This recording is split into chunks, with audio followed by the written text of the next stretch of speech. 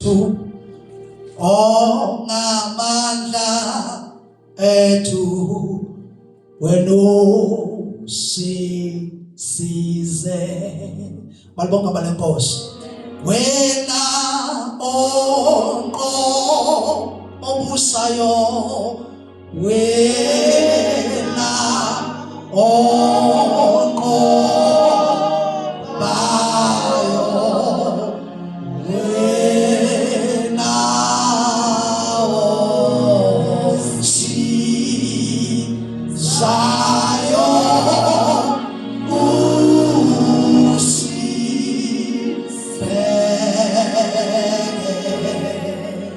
balibonga balenkosi. Bathi Nkulunkulu omnye abathathu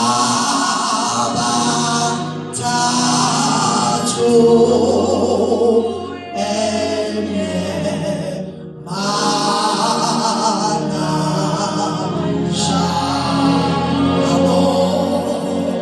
Hallelujah. Ngibona bangani. And the national ministers keep up amusikosana lezingoma ezino juice. Lesasibiza uJesu umsondeze eduze. Sibasa simkitaza sesimncane. Hallelujah. Khona ingoma zomncane uNkulunkulu and then lasa limncenga khona selithi baba siyakudinga manje. Bese bakhona ingoma zeThomoyo. Siyayibona ezoThomoyo. Kodwa khona ezomncane. Sokuthi baba. Basana bamisi sibhizi no Genesis. In the New Genesis chapter, I'm trying to look at chapter 45 today, verse 5. Chapter 45, verse 5. I will try to be short.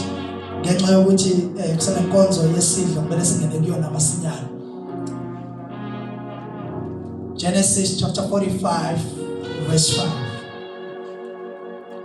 Ubukhosi bakho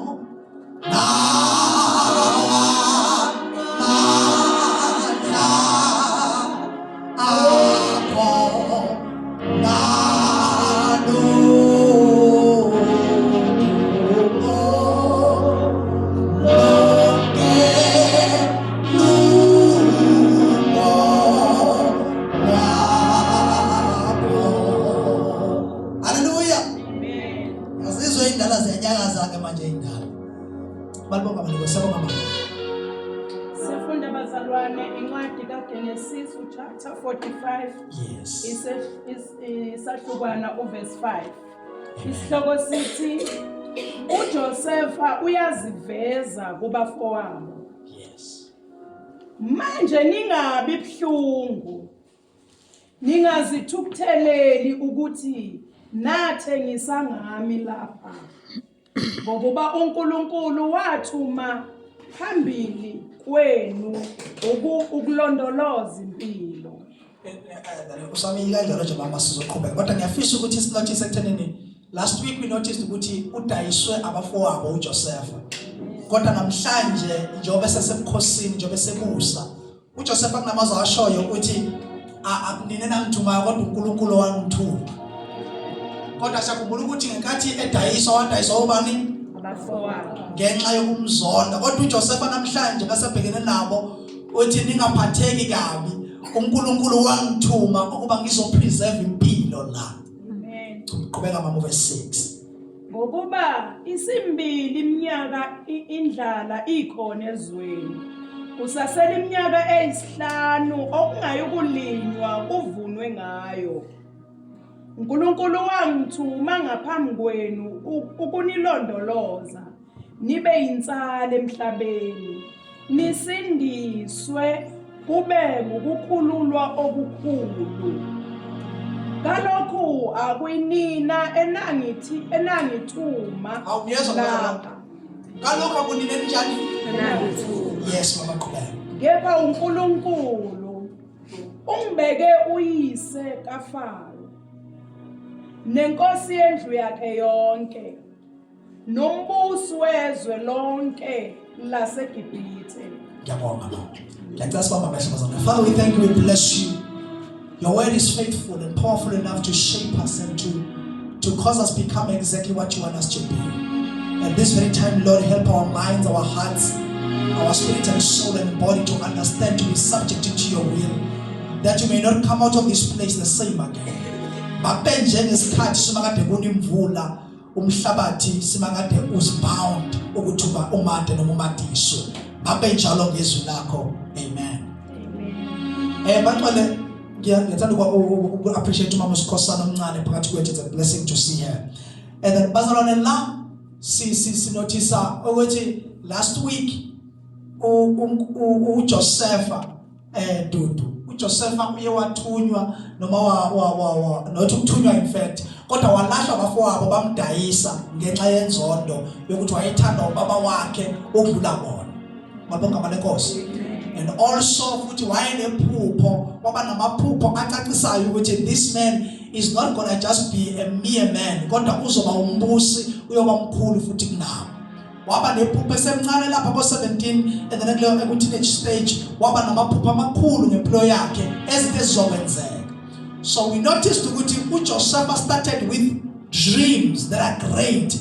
Nothando ayenalo ekhaya lomfudumalo from umama nobaba.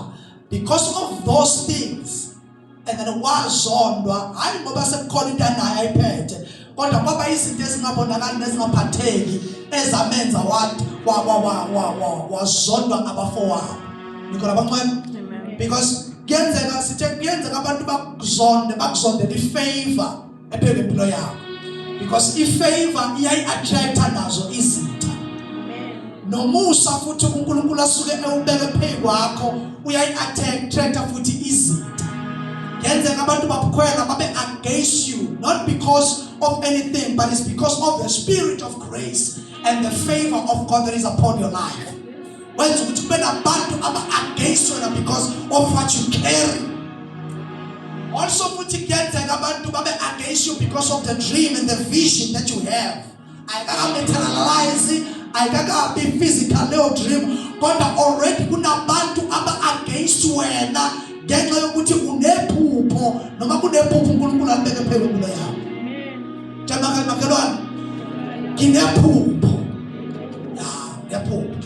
And then so now at this very time uJosepha ukwi-position sichaza lesitory sonke ukuthi ufike kanjani kwi-position last week but uJosepha usukwi-position of power, position of authority, ne-position futhi yokubusa. Uthi nasula khona nakhona mamkhulu verse ukuthi uNkulunkulu umbekile ukuthi abe yinkosi noma abe ubaba phezu kaFaro. Okusho kunofaro kodwa uNkulunkulu usethathe uJosepha wamenza wawumbusi naphezu kaFaro because no Pharaoh naye depends on this man manje. Negibhithe lonke impilo yalo isidepende kule ndoda ogama lalo uJosepha. Umfana ote go through stages of life, stages of hyper because of it naye semncane wadlula leso stage wangena kwi-stage se-rejection ne-stage senhlupheko ne-stage sokulahla ne-stage sokungathi kuba kufifa ukuthi uyaphi and then kwanzima. There are stages in life and levels that are leading to a season. Amen. Mabonga malenkosi. Kunama stages empilweni ngizoshumayela because ngifuna sheshe sivala. Kunama stages empilweni odlula kuwona simply because akuholela kwi-season ethile. Angeke ufike kwi-season ungadlulanga kuma-levels and stages. Hallelujah. Amen. Abanye nje baselast idlula kuma-levels nama-stages ahlukene kodwa into engiyaziyo ukuthi iyodwa into esiyophelela kuyona siyophelela kwi-season. Abonga malenkosi. And then kungathi sishaya ngapha nangapha because of ukuthi ama-levels wethu awafani ney'gaba esikusona ayifani kodwa noma shayeka ngapha nangapha ukhona jabula siyakhona siswami siya kwisisi sihlaselelwa into esiyakuyo. Hallelujah. Now ake ngiqale ngisho lokhu kafushane kubeke phezu kwengqondo yakho uku-understand kafushane. Kunalento esiyibiza nge-God's providence. God's providence ilento ethi all the events of the one who is called by God osindiswe umntwana kaNkulunkulu onke ama-events enzeka empilweni yakhe are guided and ordered by God noma athu down kangakanani. It's God's providence. Ilento ethi noma engadown kangakanani kodwa akayokufela lapho because kunalento uNkulunkulu ayihlelile ngaye esibiza Siyibiza ngokuthi is the providence of God. There is God's providence upon my life. Kunabantu ke sibonile eBhayibhelini abaphila leyo mpilo ebonakalisa the God's providence. uJoseph ukuthi usejele nokuthi ulahliwe nokuthi urejectiwe akusho ukuthi stop stricter the providence of God about his life. Amen. But ukudlula kwakhe kulawo stages is still God guiding, is still God guiding all the events of his life. Ingakho ukufeyila kwakho is not rejection of life, but ukufeyila kwakho is still under God's providence, because ukufeyila kwakho kukhona ukhakhaya kuliqinisayo. Oh, hallelujah. For the season oyakuyo. Amen. I-rejection odlule kuyona i-rejection engasho ukuthi usulahliwe uNkulunkulu, but i-rejection eqinisa ukhakhayi for a season oyakuyo. Phela ukuhlala kukaMephibosheth ehlala eLodibar kwakungeyona i-rejection complete, but that was a rejection that is preparing him for the table ayakuyo. Ngiyakhumbula uMephibosheth indoda yalahla leyo and then yalahla abantu endinyonga and then ehlala nabantu abalahliwe. Kwakunendawo yokulahla abantu ngalesa sikhathi. Njengoba namhlanje singanayo indawo yokulahla abantu nje. Bakithi. Nakhona bacabanga ukuthi kubisa khona ngabe khona yomlahla lapho. Lahla abantu. Abangabona Nkosi. So kwakunendawo ngalesa sikhathi yokulahla abantu ukuthi bonke abantu okubonakala ukuthi impilo yabo will never go anywhere no more. Let them write her off ya physical ngalesa sikhathi ukuthi must write her off sikusa kuleya ndawo. But write her off kaMephibosheth ayofakwa eLodibar endaweni yokulahla abantu abanganakusasa. It wasn't a complete rejection to God. It was a preparation for a season of a table. And the Bible will tell me that full of purpose it does have me. Kihle sana simu. Bela bazana mami ukuthatha Davide. Eyona liswehlale neinkomo elusa izimvu zikababa wakhe. That was a sign of ukuthi akanayo impilo engcono kusasa. Ngalesa sikhathi ukulusa kwakuba singane that are excommunicated. Yilapho uDavide wayesekhulile yamuza wayesebhala uthi ubaba nomama bangilahla kodwa because ukuthi wayelusa it wasn't a certain qualification and better. It was a sign of being excommunicated from the community and from the family. Upushelana phansi noma uzokhotshwa ngelinye ilanga uSamuel afika zokhomba akabizwa lonjani ndodana abizwa wonke amadodana athembisayo anayikhaya kodwa lena ilandwa until uSamuel athi saphelele yini na amadodana, because uNkulunkulu akafuna ukuba umuntu phakathi walaba bathi wahambani nomlanda lowo excommunicated and outside from the family anakadaya because abazalwane bami. So ukuthi ulahliwe uNkulunkulu is not a permanent rejection, but uNkulunkulu is preparing you for a season yokubusa. Hallelujah. Wathiwa kalanda lo wala. Oh hallelujah. Umfana olusayo lokuyinkomo noma olukubisi olukamalongwe uthema eqhamuka yena washikwa kwanyakaza uphondo lwamafutha oluphethe uSamuel. Kodwa uma ukuthi maqhamuka bathi maqhamuka amadodana onke ukuthi uJese awathembile uphondo lwayithulela. Akusho ukuthi kuyenzeka lapho esibathembile masithi yibo labo uNkulunkulu athi akusibo labo. uNkulunkulu uyathanda ukuthatha okudelelekile. Because amafutha kaNkulunkulu awanyakaziswa ukuthi thina lona siyamqualify. Anyakaziswa ukuthi uNkulunkulu wayethina ngaye lo before the foundations of the world. Walethelana. Fika nomfana noDavid okamela uDavid umengena wanyakaza amafutha wanyakaza uphondo washo ukuthi amazulu lawo ayanyakaza Sekufika umfana olahle abantu kodwa amazulu ayamconfirm athi uye lo. He qualifies the unqualified. He rises abantu abangaqualify abambihlanisa namakhosi. uNkulunkulu lo. UJehova igama lakhe. Ilento siyibiza nge-ghost prophetess. Ukuthi noma ungalahlwa kodwa uNkulunkulu mayefika uNkulunkulu uyazi into ayikhuluma ngawo. The Bible, I know the plans I have for you are not the plans to harm you but the plans to prosper you. In a jealousy ngawe isweni ngamloya kodwa lisahlelile lo. Sahlelile lo. Jana makhelwane uNkulunkulu nohlelo ngawo. Amen. Bantu tshela lo muntu ngathi nakabuzwa ngathi makhelwane uNkulunkulu nohlelo ngawe. Hallelujah bazalwane, because udlula la udlula khona simply because of iqiniso ukhakhayi. Njalo ukuthi usaqinisa ukhakhayi. Isukhakhaya ikhona isizwe la wena kuyo edinga ukuthi mawungena khona ukhakhayi uqinile.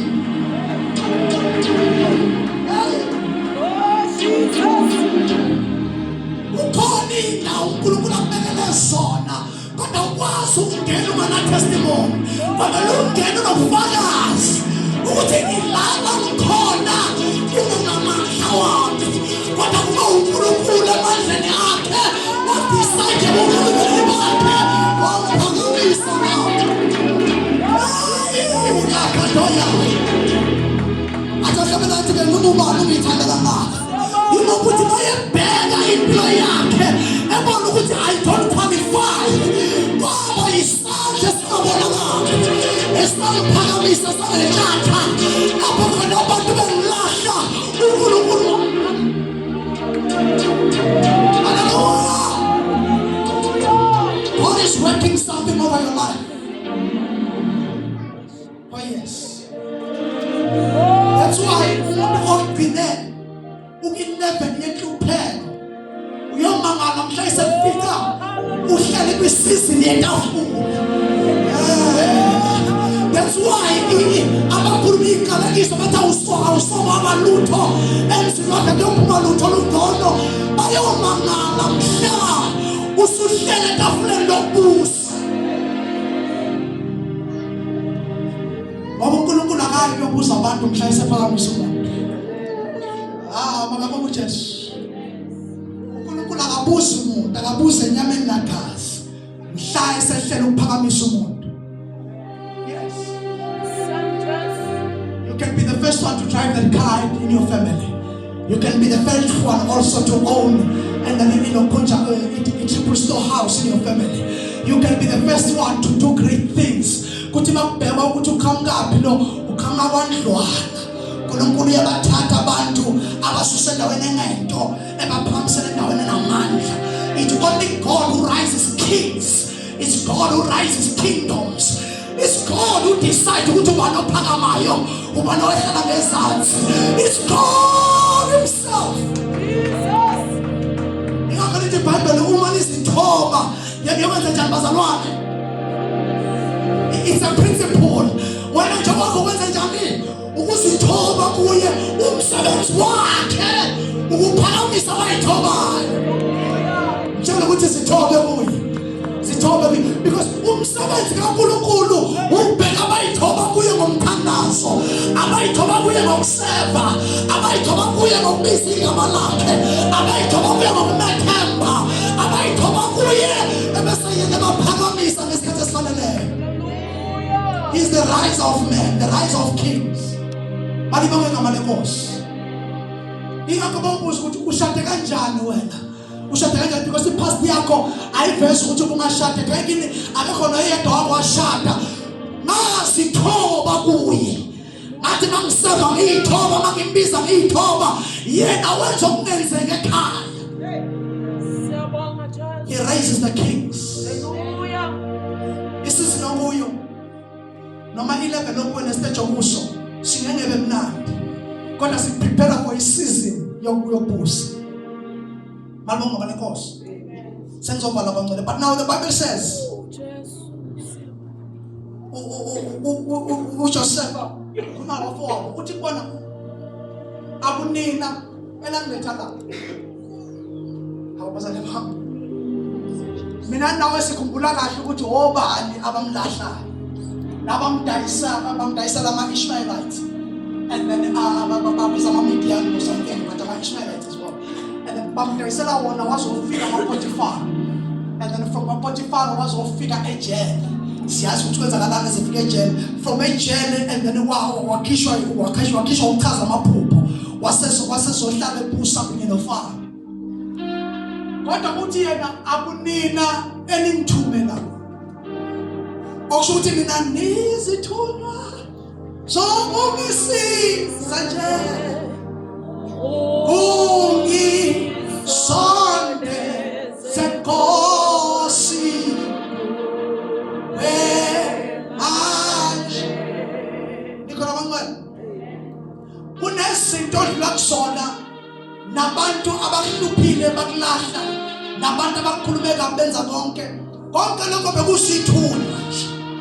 Kunenhlupho nobuhlungu obuswele empilweni obuyitshela ukuthi bebuzodistract oqeda nempilo yakho, kodwa lobo buhlungu iBhayibheli iveza ukuthi uJosefa konke bekuyisithunywa nje. Akunike namthumela la, kodwa kwabo uNkulunkulu amthumela la. Because ngokwenza bonabo ngokuthi makafe ayofela lapha ayofela khona ngoba isigcina eGibhithe, kodwa la khona angithunywanga yini naba sithunywa ukuba ningidayisanga abafika mama. uNkulunkulu wasebenzisa isandla senu nejealousy yenu ukumthumela lo. Kuyizithunywa zokungisiza. Amen. It's what you call God's providence. All the events in the life of a believer are ordered and guided by the Lord. And the steps of a righteous man are ordered by the Lord.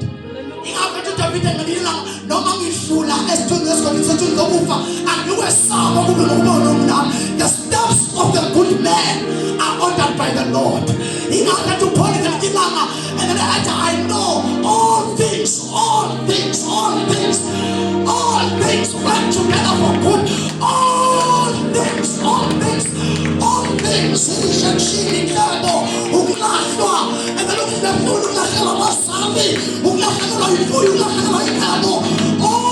things I know. Because I know all things. And then I know all things.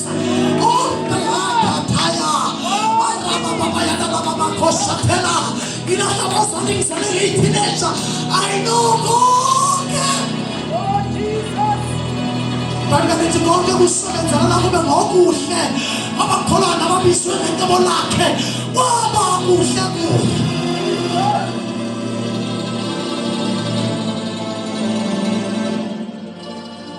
Bonke lina ngimesebheke emuva. Uthi impela kwangilungela bakumhlongo kuba ngihlushwe. Usengazi imiso zakho. Oh hallelujah.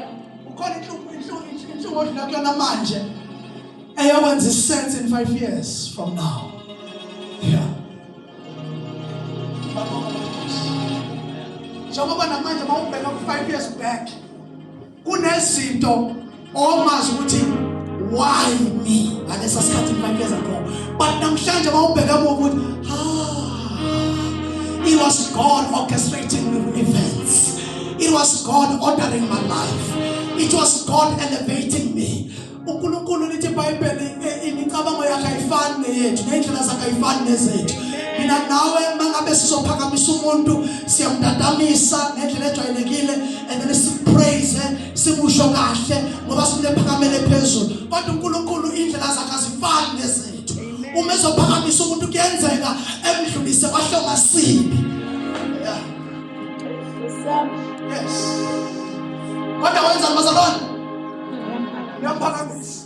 Yes. And then kenze omunye ejike mbeke nokufa. Egule kube ngathi uyaphela. Ejike mbeke nokufa kanti uNkulunkulu uyaphakamisa. Uma ngathi kama prophet ukusho kaNkulunkulu ngaleso sikhathi afike ekhuluma into esingayi understand. Egule njalo ephela ethi uNkulunkulu uyaphakamisa. sithi ukuthini uyaphilisa no uNkulunkulu umhlanza ngamakhosi ubusendaweni engcono kanjani sakhulekela impilo yakho nokuthuma ngempilo engcono umusa uyohlala ngamakhosi because when God orchestrates events wherever you go nalapho khona isandla sikaNkulunkulu ngamabomu sidlulise lapho.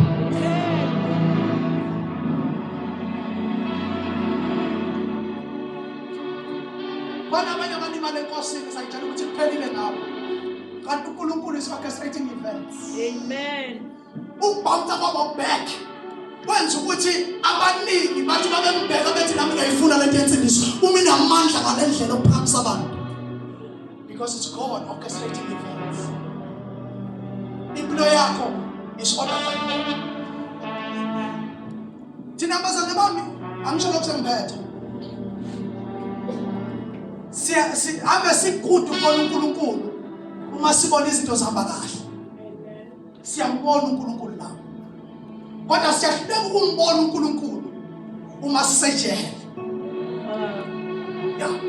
uma sipersecute siyasitshela ukuthi it's all the devil's work singasiboni isandla sikaNkulunkulu behind everything ukuthi behind all of persecute lokungena khona it may be the devil onjujisayo kodwa uNkulunkulu uvumile ngizwe la osho kunohlelo nalo ngempilo yakho. Amen.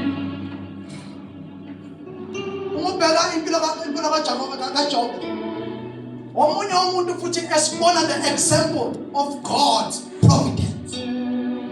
Umuzwa ukuthi uma uthi God's providence kwenza kanjani ukuthi uJob elahlekelwe because uProvider uNkulunkulu akufani nokwethu. Amen. Haleluya bazalwane. Walahlekelwa ukuzuza kakhulu. Amen.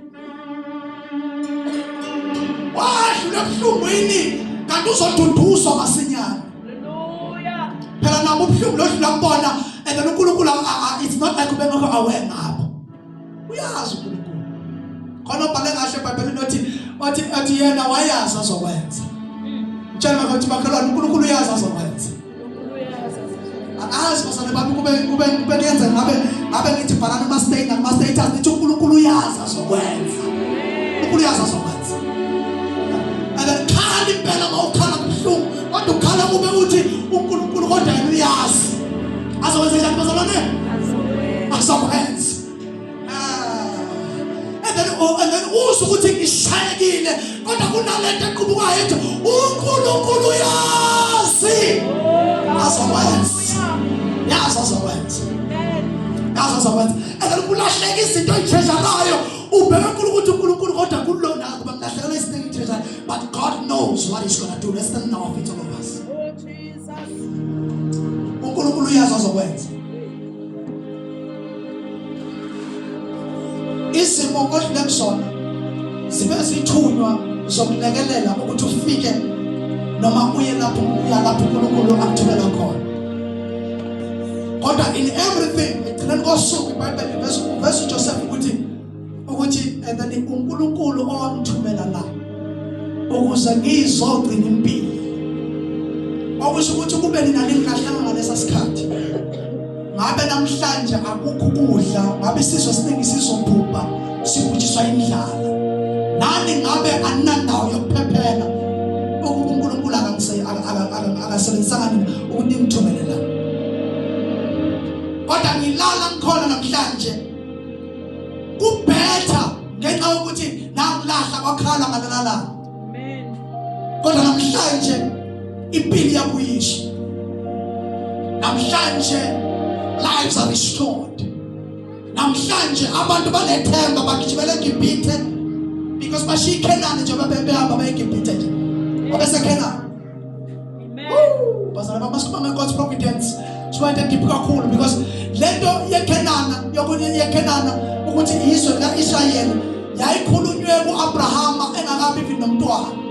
Wathi uNkulunkulu and then uzoba nesizwe esikhulu. Wamthembisa izwe elihle. Akakabi nomntwana. Beka lesisizwe uIsrayeli lesinamhlanje siseGibhithe and then ngokwale scripture sifunda kusona eseGibhithe ngenkathi sesizophuma sibuyele emuva. Abazane bami kodwa kwenzakalani? Haleluya. before eshone uJoseph wathi kwisizwe sokuba wathi lalelani ke mntwana, nizophuma namhla senihamba ngithola amathamba iskeleton samathamba ami ningashila. That was a declaration and a declaration of faith ukuthi nakuba ningahlali iminyaka emingakanani kodwa nizophuma ningangishila noma ungasekho kodwa amathamba angasakho. It was a declaration of faith ukuthi mhla senibuyela emuva eCanaan, because iCanaan elethu niyabuyela kulo mhla senibuyela kulo nami nawe. Wayesho lento ngiyamlenza mayesho njalo, wayethi maningcwaba la ningcwabe ngalo mngcwabo obizwa ukuthi neburial ebizwa ngokuthi yi-secondary burial. It's not the primary burial. The Old Testament and then indlela yokungcwaba yayikabili. Wafika ne-secondary, wafika ne-primary burial. The primary burial ilapho khona umuntu esengcwatshwa completely and then emathuneni nasemalibeni akubo. Bese kuzoba nenye burial ebizwa ngokuthi secondary burial. I-secondary burial ila khona umuntu engcwatshwa temporary. Kulindela ukuthi mhla esedicayile sekusala iskeleton uyothathwa bese amuvela kubo ayongcwatshwa emathuneni amakubo. Lento ayisho kuJoseph ethi maningcwaba ningangcwabi permanent. Amen. Ninganginiki ithuna eli-permanent la yizo lokuhamba leli.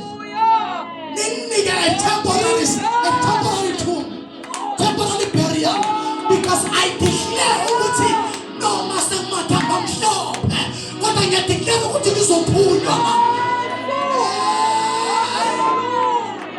Akusho ukuthi noma mina sengabuyela enkosini amathambo ami umehleli kwi-secondary burial ayobe ayisikhumbuzo sokuthi kuyahanjwa la.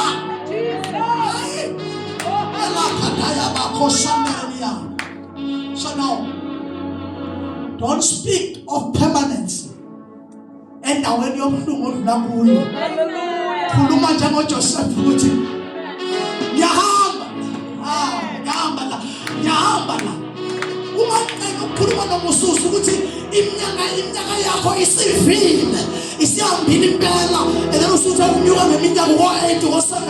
Uma ukhuluma ukuthi noma ngingasekho la kodwa and then abantwana bami abakufela la.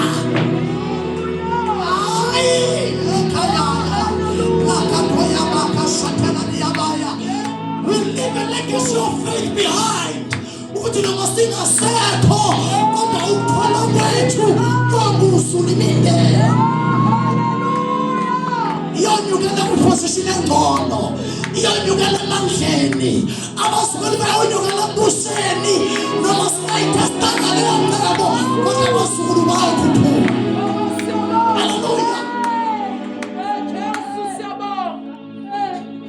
We are praying about Hallelujah. Inkosi noma ukhuluma nesimo ukuthi angikho permanent. Oh, hallelujah. This is not my permanent position. Yes.